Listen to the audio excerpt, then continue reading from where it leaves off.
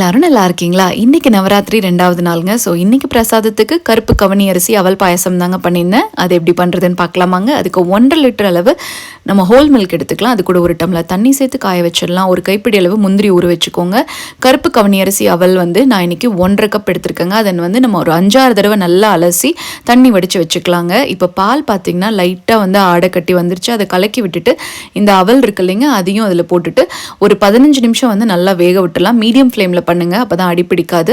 இப்போ நம்ம அந்த முந்திரியும் அரைச்சு வச்சுக்கலாங்க, ஏலக்காய் இடிச்சு வச்சுக்கலாம். இப்போ பாருங்களேன், அவல் நல்லா வெந்து வந்துருச்சுங்க.